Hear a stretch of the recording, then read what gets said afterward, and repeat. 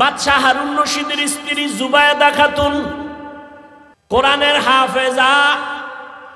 100 নারী তার কাজের মহিলা, এই 100 কাজের মহিলা সবাই কোরআনের হাফেজা। জুবায়দা খাতুন নিয়ত করে ফেলল, ও পর্দার আড়ালের আম্মা জানেরা, জুবায়দা খাতুন এত টাকাওয়ালা, সব পিছে ফেলে আমার আল্লাহকে ভুলেন নাই। আল্লাহর মুহাব্বত তার মূল চাবি। জুবায়দা খাতুন সিদ্ধান্ত নিল, আমার পুরা বাড়ির মধ্যে 24 ঘন্টা যেন কোরআনের তেলাওয়াতের আওয়াজ হয়। তো 100 মহিলা কোরআনে হাফেজা ভাগ করে দিল, তুমি আধা ঘন্টা কোরআন পড়ো, এরপরে কাজে নামো।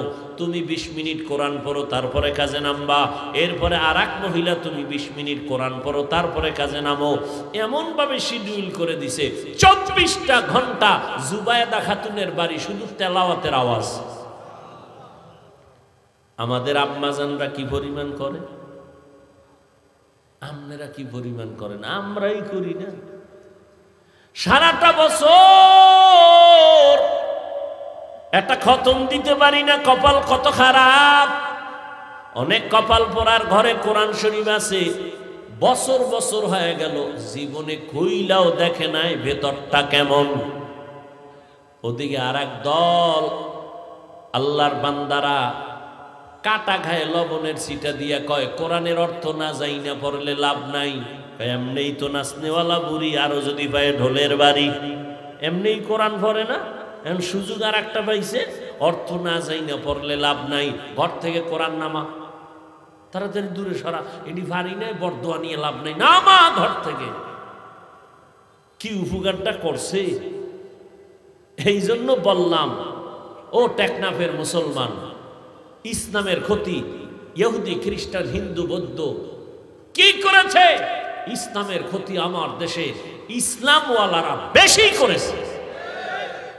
প্রত্যেকটা পদে পদে ইসলামের ক্ষতি হিন্দু করেনি, ইহুদি করেনি, খ্রিস্টান করেনি, বৌদ্ধরা করেনি, নামদারি মুসলমান মুনাফেকেরা করেছে, এখনো করতেছে।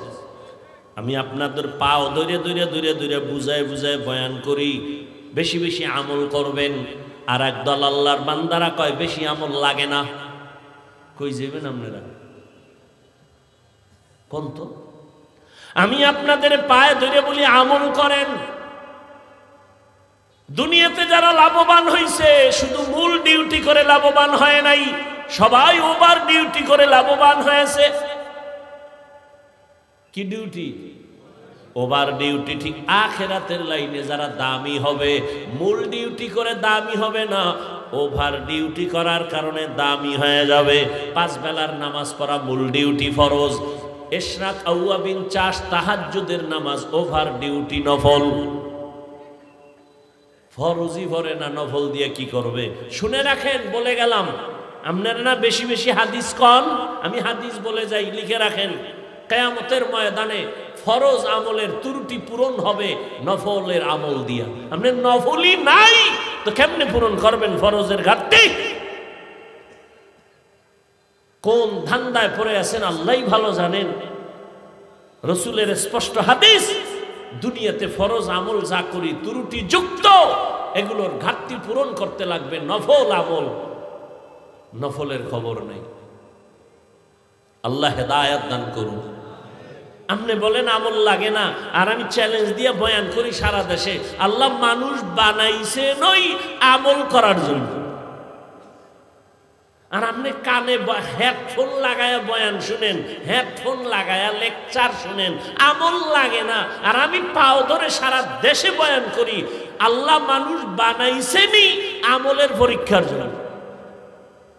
শুনেন আয়াত, আল্লাযী খালাকাল মাউতা ওয়াল হায়াতা লিয়াবলুয়াকুম আইয়ুকুম আহসানু আমালা। আল্লাহ মানুষ বানাবার একমাত্র কারণ, আল্লাহ পাক পরীক্ষা করে যাচাই করে দেখবে কারা উত্তম আমল করে। ফরজ আমলের ত্রুটিগুলো মুক্ত হবে নফল আমলের দ্বারা। রহমতের নবী আমার সারা রাত, আজকেও গাড়িতে বৈশা বৈশা রাসূলের হাদিস দেখলাম, তাহাজ্জুদের ফজিলতের হাদিস দেখলাম। রহমতের নবীর ফরজ নামাজের থেকে সব থেকে লাগাতার একটা আমল ছিল তাহাজ্জুদের আমল। এটা দেখতে দেখতে পাইলাম যদি নবী কোনো অসুস্থতার কারণে রাত্রে তাহাজ্জুদ পড়তে পারতেন না, জোহরের নামাজের আগে তাহাজ্জুদ পড়ে ফেলতেন, তাহাজ্জুদের কাজা করে ফেলতেন। আর আপনার কে ধান্দায় ফালায় খায়, আমল লাগে না। আল্লাহ হেদায়েত দান করুন। এত ফিতনা ধর্ম নিয়া, ইসলাম নিয়া এই বাংলাদেশে যা ভাষা নাই বলা। নিজের কপালও পুড়ছে, অন্যের কপাল পরাবার ফিকিরে নামছে। বাদশা হারুন রশিদ তিনি একদিন রাস্তার রাজপ্রাসাদে অনেক বড় বড় আলেমরে দাওয়াত দিলেন। বলবো ওলামায়ে কেরামের কাফেলা চলে আসলেন হারুন রশিদের রাজপ্রাসাদে, সুন্দর মেহমানের আপ্যায়নের ব্যবস্থা করলেন। ওলামায়ে কেরাম আপ্যায়িত হলেন, সব খাইয়া লইয়া রাজপ্রাসাদে বসছেন। বাদশাহ হারুন রশিদ শুধু রাষ্ট্রের নেতা না, আল্লাহর প্রিয় একজন বুজুর্গ বান্দা। তো আলেম বুঝি গায়, এই হুজুরেরা কেমন খাইলেন? আলহামদুলিল্লাহ। মেহমানদারি ঠিকঠাক হয়েছে? বলে আলহামদুলিল্লাহ। তো আপনাদের ডাকছি, জিগাইবেন না কেন ডাকছি? জি বাদশাহ মহারাজ কেন ডাকছেন? কয় বেশি আমার একটা জিনিস জানার জন্য ডাকছি। কি? আমাকে আপনারা সমস্ত আলেমরা বলবেন, আজকে আমাকে ফতোয়া দিয়া যাবেন। আমি বাদশাহ হারুন রশিদ, আপনারা চিনেন তো? কাহা চিনি। আমাকে বলেন আমি জান্নাতি নাকি আমি জাহান্নামী, বাস এটার ফতোয়া দিয়া যাবেন, আর কিছু না। সব উলামায়ে কেরাম এক আওয়াজ দিলেন, কে জান্নাতি কে জাহান্নামী দুনিয়ার কোন আলেমের বলার ক্ষমতা নাই। হ্যাঁ এতটুকু বলা যাবে, আপনি ভালো কাজ করেন তো জান্নাতের পথে আছেন, জান্নাতি বলা যাবে না। আপনি অন্যায় করেন বলা যাবে জাহান্নামের পথে আছেন, কিন্তু জাহান্নামী বলা যাবে না। বাদশাহ হারুন রশিদ মজাক করে, কথা আপনাকে খাওয়াইয়া হইল কি? যেই পরিমাণ খাওয়াইলাম একটা লাইন তো কইরে দিবেন। জান্নাতিও বলতে পারবেন না, জাহান্নামীও বলতে পারবেন না, তা আমি আপনাকে খাওয়াইয়া লাভ হইল কি? দুঃখ, সমাধান পেলাম না। বিদায় দিবেন দিবেন ভাব, ঠিক এমন সময় উলামায়ে কেরামের মজলিসে একেবারে পেছন থেকে 9 বছরের একটা বালক দাঁড়ায় গেল। বালক দাঁড়ায় বলে, বাদশাহ বেয়াদবি যদি ক্ষমা করে দেন আপনার প্রশ্নের জবাবটা আমি দিব। যেই তেলে বিড়ি টানো, সুবহানাল্লাহ আইবে কেমনে? চেহারাটার দিকে তাকাইলে তো বোঝা যায়। একজনে তেঁতুল খায়, কয় এটা কেমন লাগে? কয় ঠোঁটের মিসকলে বুঝো না। বিড়ি টানতে টানতে এই যে আগুন লাগছে থতমায়, আর জাহান্নাম পর্যন্ত ধাক্কা দিয়ে নিবে, এর আগে থামবে না এই বিড়ি করেরা। এই বিড়ি টানলে শরীরের কোনো লাভ আছে কিনা? আল্লাহর কসম যদি একটা লাভ দেখাইতে পারো, আমি হাফিজুর রহমান আল্লাহর কসম আমি বিড়ি টানবো। একটা লাভের কথা কত? তে আকামটা কেন করো? পায়খানা ক্লিয়ার হওয়ার জন্য? ক এটাও তো একটা লাভ আছে। ক যাহা বিড়ি টানলে পায়খানা ক্লিয়ার হয়, তা আমি বিড়ি টানবো। আল্লাহর কসম আমি টানবো।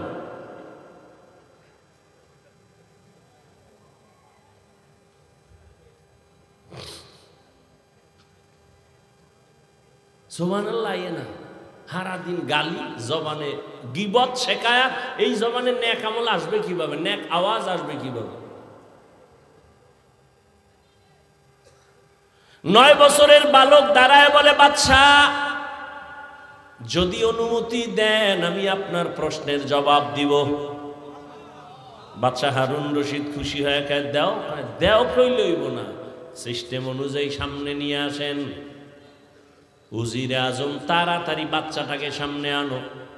9 বছরের বালক দ্বারা একা বাদশাহ প্রশ্নটা আবার করেন। প্রশ্ন হলো, আমি হারুন রশিদ জান্নাতি না জাহান্নামী? বাচ্চা 9 বছরের বালক কয়, জবাব দেওয়ার আগে আমার কথা আছে। বলো কি? কয়, যে প্রশ্ন করে সে বড় না যে জবাব দেয় সে বড়? বাদশাহ হারুন রশিদ কয়, জবাব দেনেওয়ালা তো খানিকটা বড়। বেয়াদবি মাফ কইরা আমারে সিংহাসনে বসায় আপনি নিচে আসেন। বাদশাহ হারুন রশিদ তো বেয়াদব না, দুনিয়াদার সম্রাট না, সে তো আখেরাত মুখী একজন বাদশাহ। যখনই বলছে ওজিরে আজম রে কয় তাড়াতাড়ি বাচ্চাটাকে সিংহাসনে আনো, নিচে বিছানা দাও, আমি নিচে বসবো। 9 বছরের বালকের সিংহাসনে বসাইয়া বাদশাহ হারুন রশিদ নিচে গিয়া বসলেন। এবার বাচ্চা 9 বছরের বালক সিংহাসনে বইয়াই ডাক দিয়া কয়, রে বাদশাহ, বেয়াদবি মাফ করবেন। প্রথম আমি আপনাকে বলবো, কোরআনের এলেম থাকলে তো সম্মান এমনই হয়। বুঝেননি কিছু? 9 বছরের বালক প্রথম ইনজেকশন দিয়ে দিল। কোরআনের এলেম থাকলে তো সম্মান এমনই হয়। এত বড় নামি দামি বাদশাহ নিচে বসিয়া 9 বছরের বালকের সিংহাসনে বসাইছে, চেহারায় বসে নাই, আল্লাহর দেওয়া এলেমের বরকতে এখানে বসা হয়েছে। এলমেরা এজাজু করদান বেহিসাব, খলকেরা দাদান জওয়াবে বাসওয়াব, হক না দারত দোস্তে খলকা জারেনা, নিস্তে ই খসলত একে দিনদারেরা। সম্মান কে দেয়? আল্লাহর দেওয়া সম্মান কত দামি জানো?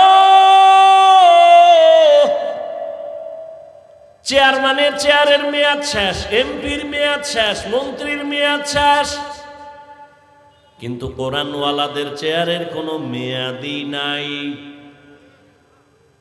আমাকে মেয়াদ কত? 5 বছর, 20 বছর, মেয়াদই নেই। আর শেষ কিসের? টাকা দিয়া সম্মান যদি কিনো, প্রথমে ফুলের মালা, ফাইনালে জুতার মালা। আর আমার আল্লাহ যদি সম্মান দেয়, দুনিয়ায় বাদশাহ, পরকালেও বাদশাহ। यहाँ हम सब मुसाफिर दिल ना लगा,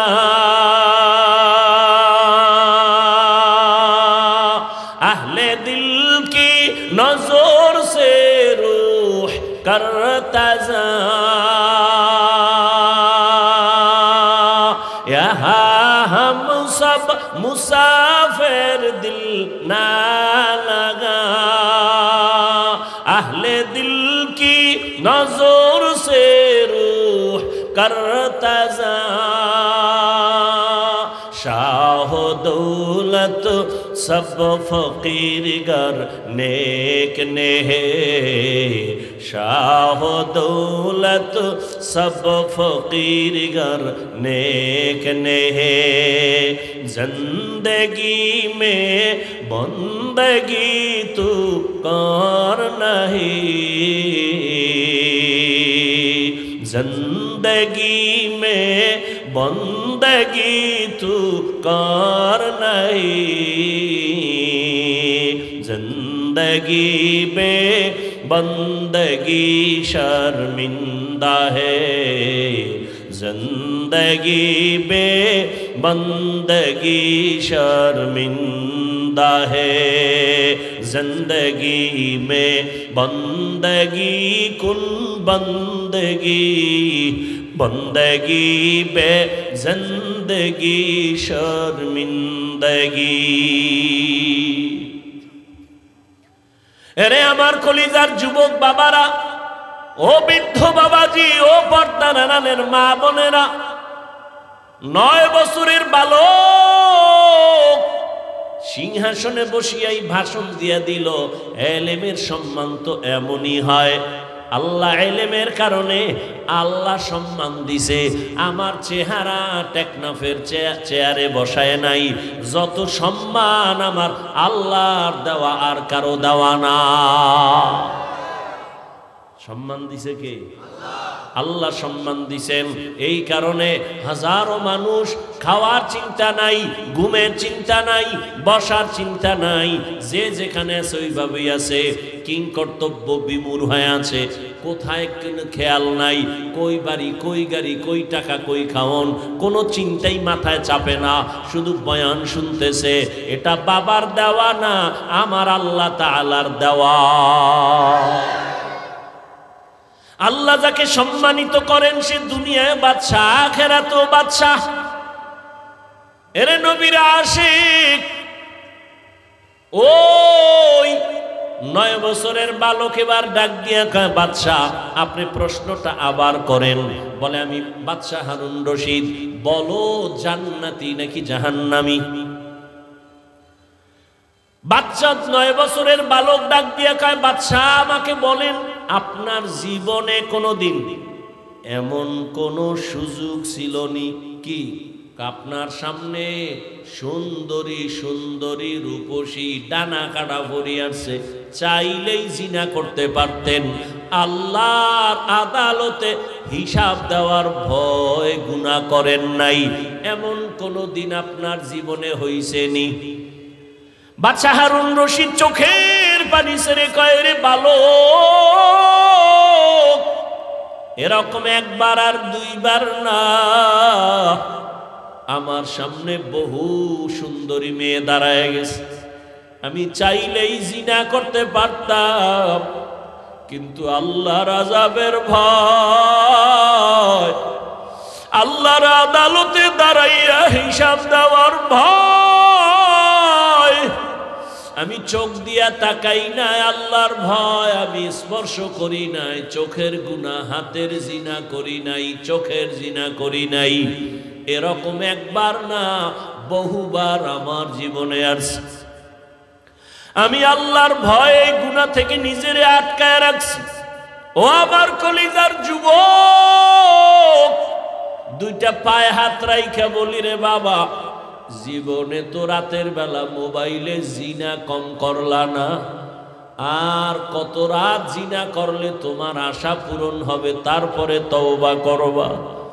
ও আমার কলিজার যুবক বাবারা, মনে চাইছে পার্কে পার্কে দৌড়াবা, দৌড়াইছো, এখন কি তওবা করবা না? জীবনে কত মেয়ের জীবনের উপরে হামলা করেছো, আরো কত জীবন তুমি ওই পথে চলার পরে আশা পূরণ হবে, তারপরে তুমি তওবা করবা।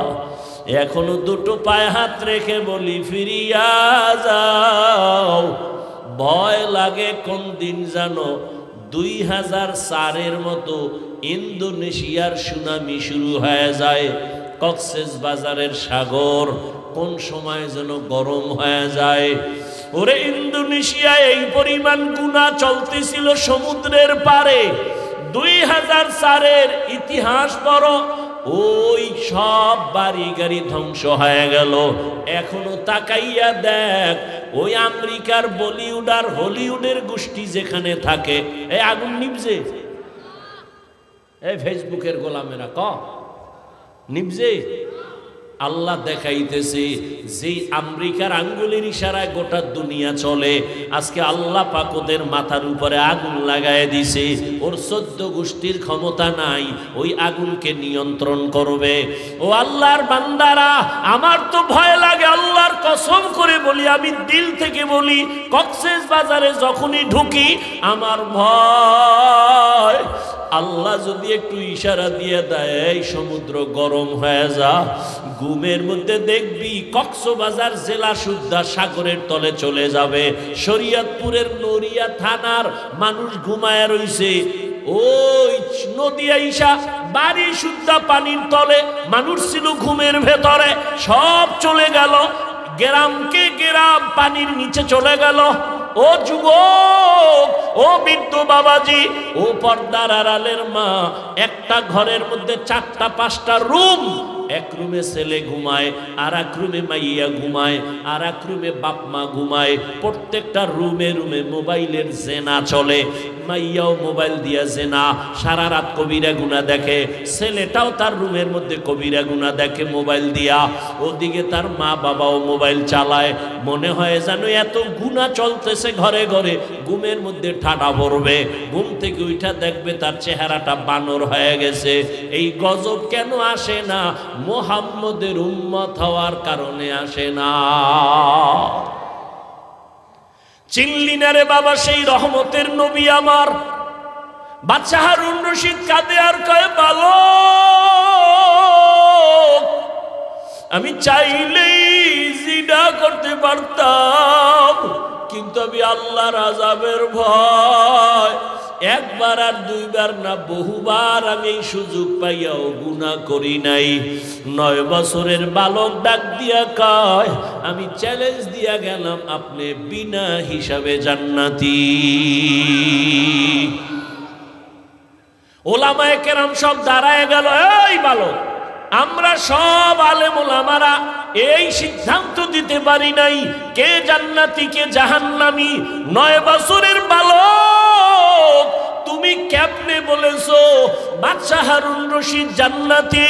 9 বছরের বালক ডাক দিয়া কয়, থামো, আমি দলিল দিব কোরআন শরীফ থেকে নাও, কোরআনের দলিল নাও। আল্লাহ কোরআনে ওয়াদা করেছেন, ওয়া আম্মা মান খাফা মাকামা রাব্বিহি ওয়া নাহান নাফসা আনিল হাওয়া ফাইন্নাল জান্নাতা হিয়াল মাওয়া। যারা আল্লাহর আদালতে হিসাবের ভয়ে গুনাহ থেকে নিজেকে বাঁচাইয়া রাখবে, আল্লাহ ওয়াদা করেন নিশ্চয়ই আমি তাকে জান্নাত দিব বিনা হিসাবে। আলেমরা চুপ হয়ে গেল। এবার খুঁজলো যে এই 9 বছরের বালক এ যে কথা বলছে, এখন তার কথায় মনে হয় আমরা এতগুলো আলেম তার সামনে দুর্বল, এই বাচ্চাটা মনে হয় সবল, সাধারণ কোনো বালক না। ইতিহাস নাও ছেলেটাকে, খুঁজতে খুঁজতে খুঁজতে খুঁজতে ঠিকানা নিয়ে দেখে এটা সাধারণ কোনো বালক না, ভবিষ্যৎ জমানার ইমাম হবে ইমাম শাফিঈ রহমাতুল্লাহ আলাইহি। ও আমার পর্দার আড়ালের মা বোনেরা, ও আমার যুবক বাবারা, পাও দুইটা ধরিয়া বলি, আর কত নামাজ ছাইরা মাওলার থেকে দূরে যাইবা? কোন দিন মরণ হবে জানা নাই। ইদানিং কালে যত লাশ দেখি সব যুবক আর সুস্থ মানুষ। গাড়ির নিচে যুবকের লাশ, পানির নিচে যুবকের লাশ, করোনার ভেতরে যুবকের লাশ, ছাত্র জনতার আন্দোলনে যুবকের লাশ, ঘুমের বিছানায় লাশ পড়ে আছে যুবকের। কয়দিন আর বাহাদুরি করবা? আমি আবারও বলছি, তুমি মাদ্রাসায় যাও আমি বলি নাই, পাঁচকল্লি লাগাও বলি নাই, তাবলিগে যাও বলি নাই, কওমি মাদ্রাসায় যাও বলি নাই। আমি বলছি তুমি স্কুলে পড়ো, আলহামদুলিল্লাহ দোয়া করে গেলাম। তুমি কলেজে পড়ো, পড়ো, চাকরি করো, ব্যবসা করো, তুমি ইঞ্জিনিয়ার হও, ব্যবসায়ী হও, চাকরিজীবী হও, ডাক্তার হও, দাবি আমার একটা, বেয়াদব হইবা না।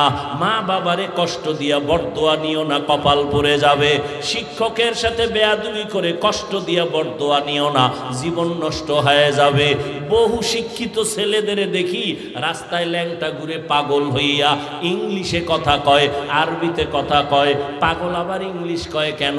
ভেবে দেখলাম না, আসলে এটা পাগল হওয়ার আগে ভালো ছাত্র ছিল, বেয়াদবি করার কারণে বরদোয়া লাগছে তো পাগল হয়ে গেছে। এরকম নাই?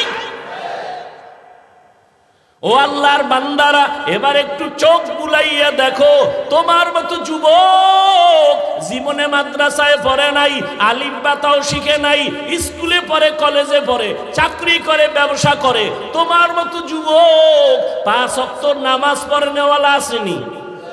তোমার পায়ে হাত বিবেকের প্রশ্ন করো, তুমি কেন পারো না? আমি বলে গেলাম অবশ্যই তোমার কপালে কারো অভিশাপ লাগছে, কারণ তোমার মতো যুবক র্যাব আর্মি পুলিশ বিডিআরের চাকরি করে নামাজ পড়ে, তুমি কেন পারো না? তোমার মতো যুবক নদীর মধ্যে মাছ ধরে নামাজ ছাড়ে না, রাস্তায় গাড়ি চালায় নামাজ ছাড়ে না, বলো তুমি কেন পারো না? অবশ্যই তোমার কপালে অভিশাপ লাগছে, কারো বরদোয়া লাগছে, না হয় এইরকম পোড়া কপাল হইতে পারো না। তোমার মতো যুবক ডাক্তার, প্রফেসর, ইঞ্জিনিয়ার, পাঁচ বেলার নামাজি অভাব নাই, তুমি কেন পারবা না রে বাবা? ও পর্দার আড়ালের আম্মা জানেরা, আপনাদের কারণেই তো সন্তান ভালো হওয়ার আশা করা যায়, কারণ গাছ ভালো হলে ফল ভালো হবে, মা বাবার আদর্শ ভালো হলে সন্তান ভালো হবে। এই দুনিয়ায় যত ভালো সন্তান আছে মায়ের অবদানের কারণে। এরে আম্মা জান, এ কারণেই তো আপনাদের সম্মান। আপনারা নবীদের মায়ের মতো মা, সাহাবায়ে কেরামদের মায়ের মতো মা, আপনারা খাদিজা রাদিয়াল্লাহু আনহার মতো নারী, ফাতিমা রাদিয়াল্লাহু আনহার মতো দামি নারী, আয়েশা রাদিয়াল্লাহু আনহার মতো দামি নারী। এরে আম্মা জান, আপনার মতো কত মা বোনেরা এখনো আছে বেপরদায় চলে না, কখনো তারা নামাজ ছাড়ে না, কখনো স্বামীর মাল নষ্ট করে না, মোবাইলে সময় নষ্ট করে না। আপনারা কেন পারবেন না? এখনো সময় আছে, তওবা করেন, আর বেপরদায় চলবেন না, নামাজ ছাড়বেন না, স্বামীর মাল খেয়ানত করবেন না, মোবাইলে সময় নষ্ট করবেন না। সন্তানটাকে আদর্শ ডাক্তার বানাবেন, আদোওয়ালা ইঞ্জিনিয়ার বানাবেন, আদোওয়ালা প্রফেসর বানায় যাবেন, আপনার জীবনটাও ধন্য হয়ে যাবে। এখনো সময় আছে তওবা করার। ও আমার বাবাজিরা, যুবক বাবারা, এখনো সময় আছে, তওবা করো। মনে মনে আল্লাহকে বলো, হে আল্লাহ, জীবনে তো কম দাড়ি কাটি নাই, নামাজ কম সারি নাই, বেপরদায় কম চলি নাই, মানুষের ক্ষতি কম করি নাই, আজকে থেকে তওবা করলাম, মরিয়া গেলে যাব আর নামাজ ছাড়বো না, দাড়ি কাটবো না, বেপরদায় চলবো না, মা বাবার সাথে বেয়াদবি করবো না, শিক্ষকের দোয়া নিয়া, উলামায়ে কেরামের পরামর্শ নিয়া, নবীজির আদর্শ মেনে জীবন চালাবো। তওবা করার মতো যদি নিয়ত হয়, মুনাফিকি যদি না থাকে, খাঁটি তওবার নিয়ত যাদের আছে, দুটো হাত আমার আল্লাহকে দেখায় দাও। আয় আল্লাহ, হাতগুলো কবুল করে নেন, তওবা কবুল করে নেন, তওবার উপরে মজবুত হইয়া চলার মতো তৌফিক দান করেন, আমিন। আলহামদুলিল্লাহি রাব্বিল আলামিন, ওয়াসসালাতু ওয়াসসালামু আলা সাইয়্যিদিল আমবিয়া ওয়াল মুরসালিন ওয়া আলা আলিহি ওয়া আসহাবিহি আজমাইন। ইয়া আরহামার রাহিমিন, ইয়া আরহামার রাহিমিন, ইয়া আরহামার রাহিমিন, রব্বিরহামহুমা কামা রব্বায়ানি সগীরা। اللهم إنك عفو كريم تحب العفو فاعف عنا. اللهم